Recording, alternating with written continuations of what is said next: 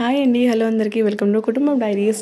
ఈ దోసకాయలతో నేను ఏం చేయబోతున్నాను అనుకుంటున్నారా? మొన్న మేము టమాటా పేలాల వడియాలు చూపించాం కదా, అలానే సిమిలర్ వేలో అటుకుల వడియాలు ఈరోజు పెట్టబోతున్నాము. దాని కొరకైతే ఈ పండు దోసకాయలను తీసుకున్నాను. 4 పీసెస్గా పొట్టు తీయకుండా కట్ చేసి పెట్టుకున్నాము. ఇలానే ఎందుకు కట్ చేసుకోవాలి అంటే, ఇలా పొట్టుని పట్టుకొని కిసాయించినప్పుడు చేతులు నొప్పి పెట్టకుండా ఈజీగా కిసాయించడానికి వస్తుంది. గ్రేట్ చేయడానికి వస్తుంది. దీని కొరకైతే థిక్ పోహా తీసుకున్నానండి. ఇక్కడ దాంట్లోకి నైలాన్ సాబుదానా వేసి ఒక గంట సేపు నానబెట్టి ఉంచుకున్నాను. చూడండి, ఇలా అటుకులు మంచిగా నానిపోవాలి. సాబుదానా కూడా దాంట్లోనే నానబెట్టి ఉంచుకున్నాను. ఇంకా ఈ వడియాలను కూడా ఒక 4 రోజులు ఎండబెట్టుకొని నూనెలో గోలించుకొని తినడమే సాంబార్లోకి, రసంలోకి చాలా బాగుంటుంది.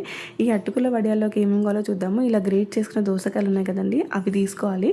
ఇంకా పచ్చిమిర్చి పేస్ట్ కావాలి. దాంట్లోకి సాల్ట్, నువ్వులు, కొత్తిమీర, అంతే అండి. చాలా సింపుల్.